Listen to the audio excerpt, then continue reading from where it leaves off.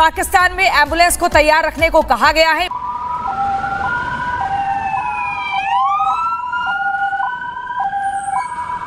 दूसरी तरफ देखिए, एक ही तरीका है इंडिया को हराना। वो क्या तरीका है? ओनली न्यूक्लियर ऑप्शन, और कोई ऑप्शन हमारा है ही नहीं। अब ये सुने, 5 एटमी धमाके किए, भारत ने 5 किए थे, हमने भी 5 किए थे। नवाज शरीफ जब घर गए तो उन्होंने सोचा कि ये 5-5 तो बराबर हो गए।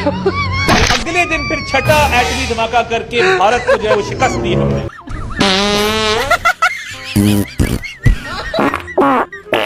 हमने एटम बम बना लिया। एटमी रियासत अल्हम्दुलिल्लाह, अल्लाह का शुक्र है, एटमी ताकत है। मगर बदकिस्मती देखिए, हम अपने बम को छुपा के बैठे, बम पे कपड़ा डाला हुआ, किसी को पता नहीं। हमारी एटमी ताकत, हम ही डरे हुए। यही तो कयामत है। हमसे कोई नहीं डर रहा। अजीब सवाल है यार ये। हम एटमी ताकत है, हम सबसे डर रहे, हमसे कोई नहीं डर रहा।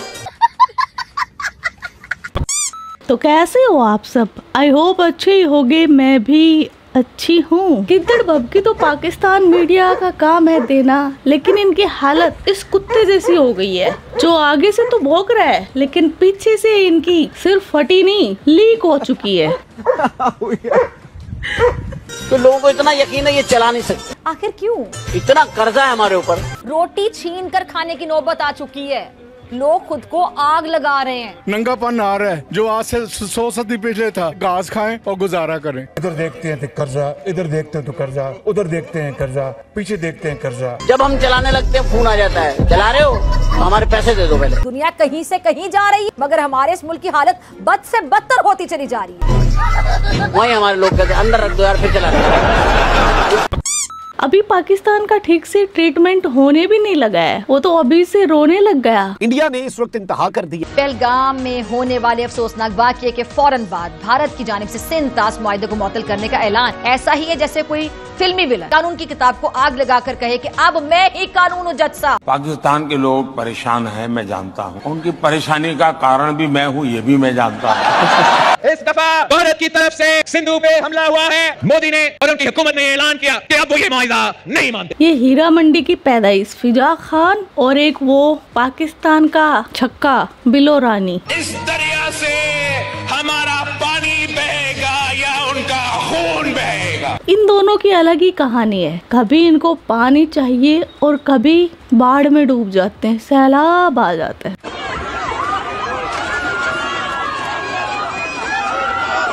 इन दरियाओं के 80% पानी पर पाकिस्तान का हक है। ओहो फिजा बेबी, तुझे 80% नहीं पूरा 100% पानी देंगे। The next day. Pakistan occupied Kashmir के मुजफ्फराबाद में इमरजेंसी घोषित कर दी जा चुकी है। हाय हाय, पाकिस्तानी ये क्लेम कर रहे हैं भारत ने सडनली बहुत सारा पानी छोड़ दिया। ये हो रहा है मौजूदा हुकूमत में। ये आ गए मजे। मोदी सरकार को 7 तोपों की सलामी, 70 तोपों की सलामी दे देते चले। क्या मुश्किल है? सिंध ताश मुआहदा एक बैनुल-अक़वामी मुआहदा है। कोई स्कूल के बच्चों के दरमियान होने वाली लड़ाई नहीं है कि अगर तू मेरी कुर्सी लेगा तो मैं तेरा लंच बॉक्स ले जाऊंगा। क्या बात कर रही है? लंच बॉक्स, और वो भी तुम्हारे पास? कहाँ से चुराया लंच बॉक्स और उसमें रखा हुआ लंच? लगता है कि भारतीय सेना को फिर से चाय की तलब हो रही है, क्योंकि शायद मोदी के हाथ की चाय में वो जायका नहीं।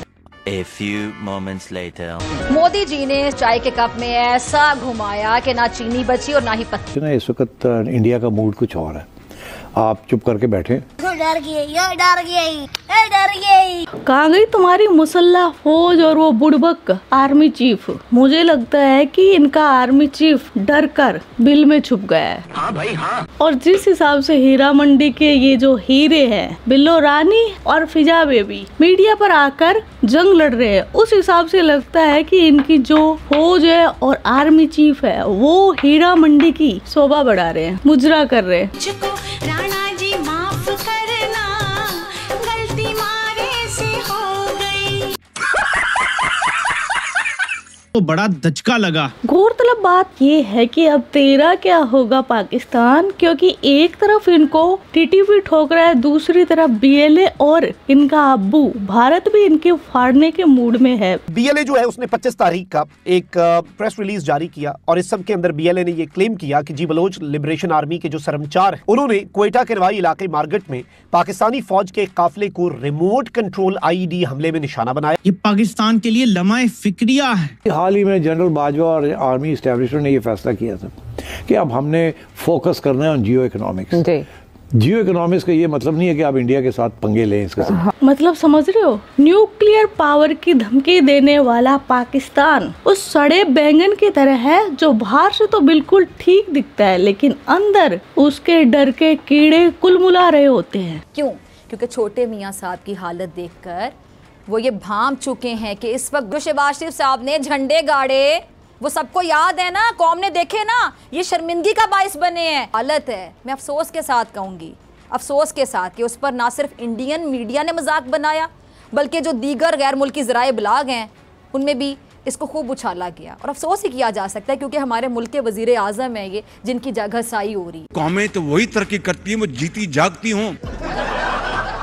हम जज्बे वाली कौम है। भारत को यह भी याद रखना चाहिए कि पाकिस्तान सिर्फ मिसाइल टेक्नोलॉजी पर ही इन्हिसार नहीं करता, यहाँ के लोग शहादत का जज्बा रखते हैं जिन्हें डराया नहीं जा सकता। याद रखना मोदी सरकार। अब बकौल फिजा में भी पाकिस्तान तैयार है युद्ध के लिए, तो चलिए इनकी तैयारी देख लेते हैं। अगर भारत ने जंगी जुनून में हथियार उठाने का फैसला किया तो पाकिस्तान ना सिर्फ जवाब देगा बल्कि ऐसा जवाब देगा कि तारीख के औराक भी कांप जाएंगे। किया ना अभी बताते। अगर भारत ने जंगी जुनून में हथियार उठाने का फैसला किया तो पाकिस्तान ना सिर्फ जवाब देगा बल्कि ऐसा जवाब देगा कि तारीख के औराक भी कांप जाएंगे।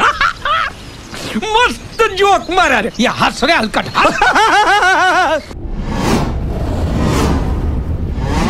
भारत को यह भी याद रखना चाहिए कि पाकिस्तान सिर्फ मिसाइल टेक्नोलॉजी पर ही इन्हिसार नहीं करता, यहाँ के लोग शहादत का जज्बा रखते हैं।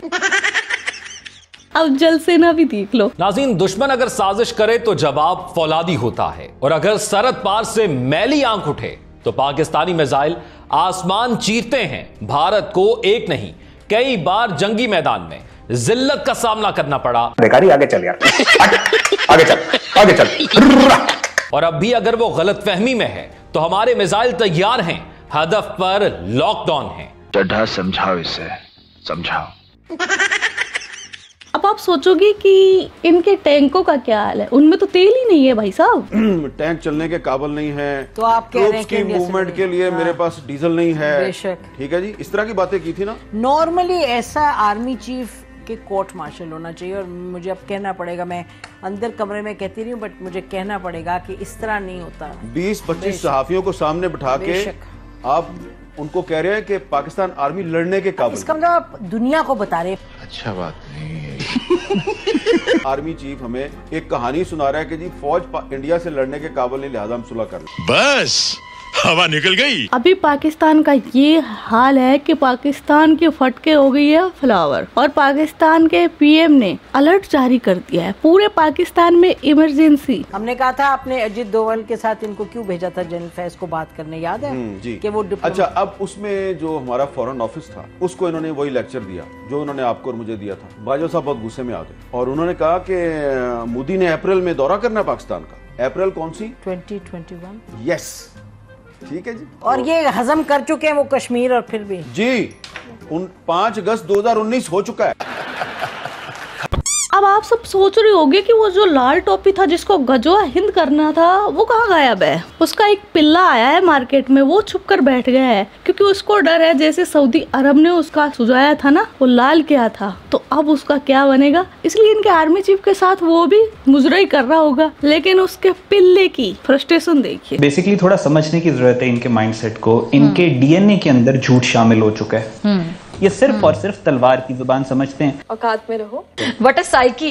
इनको सारी जिंदगी आदत थी मुसलमानों का गुलाम रहने की, नस्ल दर नस्ल 1000 साल ये मुसलमानों के गुलाम रहे। अरे तुम्हारे जैसी दोगली कौम भी बातें करती है 1000 साल राज की और डीएनए की। तुम्हारे अंदर डीएनए दोगला डीएनए। तुम्हारी दादी की खुजली नहीं मिटी थी, तुम्हारे दादा से हो गई थी कटी तलवार से अपनी खुजली मिटवाने, फिर तुम जैसे निकले कन्वर्टेड मकोड़े बातें करते हैं। और 1000 साल राज तुमने नहीं किया था, 1000 साल मुगल राज भी इसीलिए कर गए कि तुम्हारी जैसी दोगली कौम बन गई कन्वर्टेड, ना इधर की ना उधर की। तुमको तो अरब भी मुस्लिम नहीं मानते। और इसके दादी जैसी हालत आज है हमारे यहाँ की, जो ये कुछ क्या बोलूं मैं इनको, खातूने जो कहाँ जाकर मैरिज कर रही है, पाकिस्तान में जाकर। अभी जब 48 घंटे का अल्टीमेटम दिया था ना कि इनको निकालो यहाँ से, तब सबसे पहले बॉर्डर में ये कौम जाकर खड़ी हुई। मेरा रीजन है, मुझे जाने दे, ये मेरी नेशनलिटी है, मेरी पाकिस्तानी नेशनलिटी है। ये मेरे शादी 20 साल से पाकिस्तान में हुई, मुझे वहाँ नेशनलिटी नहीं मिली है।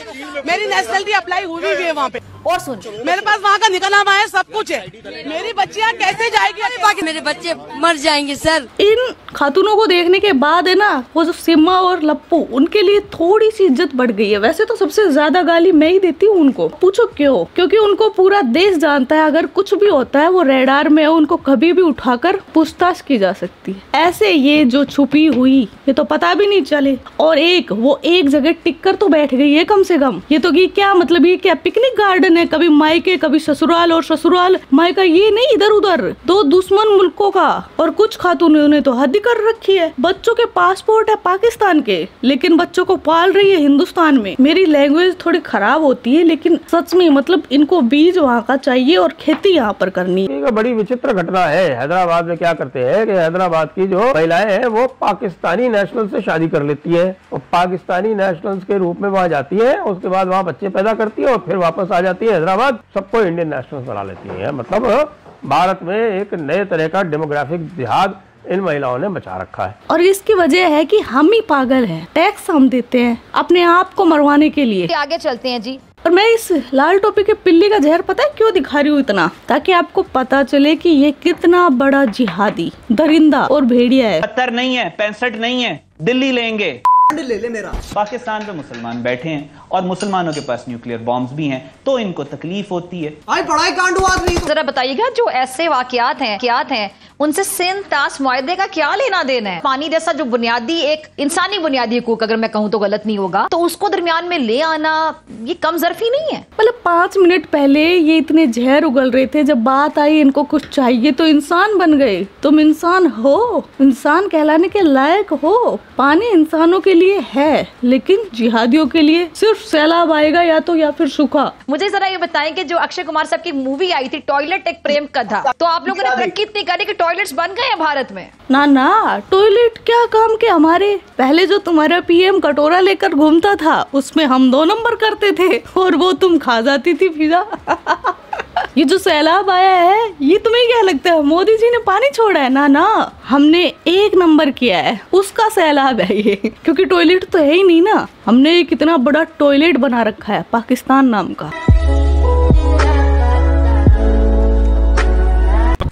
अल्लाह की कसम बता रहा हूँ, उसके तो बाकायदे उसने बयान दिया कि वो पूरे हिजड़े और हिंदुस्तान, पाकिस्तान, बांग्लादेश से ट्रेनें उनके लिए फ्री होती हैं, सारे हिजड़े वहाँ जमा होते हैं और उनसे कहा जाए, तुम कहा जाए, कहते हैं कि जी हमारे ही कौम के लोग थे। बिस्मिल्लाह मायो, मैं बिस्मिल्लाह करा अज रसीली सनानी रसीली, की हाल तेरा? हाय देखो रसीली की ब्यूटी तो देखो जरा। रसीली, ये तुमने दुपट्टा कहाँ से लिया है? भारत को कहना चाहूंगा कि सिंधु हमारा है और सिंधु हमारा रहेगा।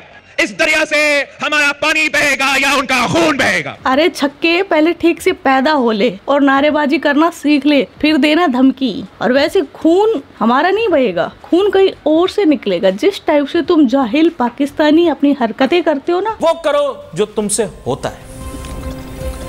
Do what you can, don't try to become someone you are not.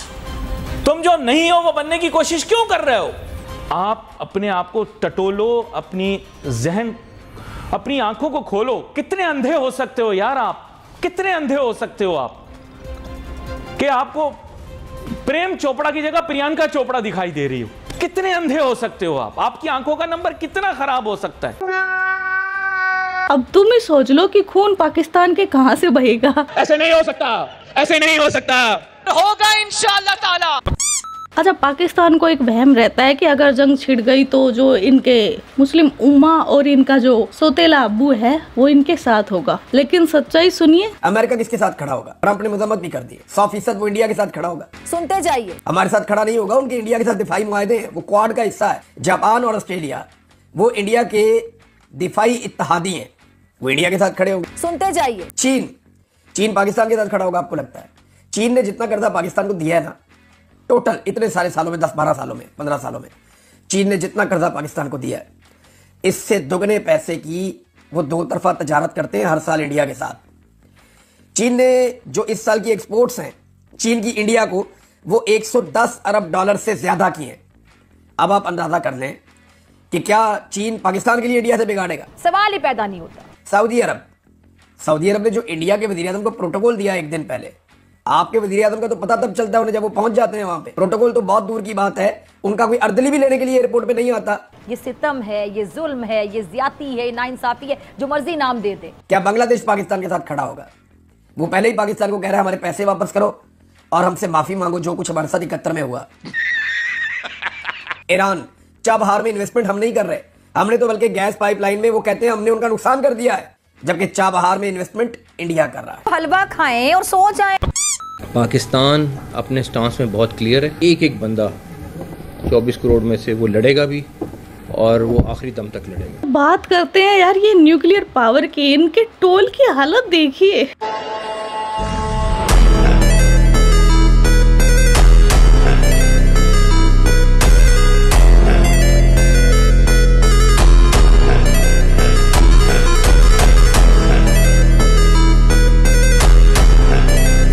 ये लड़ेंगे जंग। इस वक्त जो पाकिस्तान की हालत इस नजम सेठी जैसी है, लेकिन बस ये वो कुत्ता है ना, टाडो भी और शेरू भी, जैसा मैंने शुरुआत में बताया वैसा ही है। इनके बस की बात नहीं है कुछ, इनको डर नहीं होता। तो ये जहरीली नागिनें जो मोदी जी को कैसे बुलाती थी, याद तो होगा ही आप सबको। आजकल देखो धमकी भी दे रही है, तो मोदी साहब, मोदी जी पावर देख रहे हो, बस यही खौफ चाहिए। ठीक है जी। तो आज का वीडियो बस इतना ही। आपके क्या थॉट्स इस वीडियो के बारे में कमेंट सेक्शन में बता देना। आप अपना ख्याल रखना। Love you my kit cats. Yo yo Kittu भाई। यो किट्टू भाई।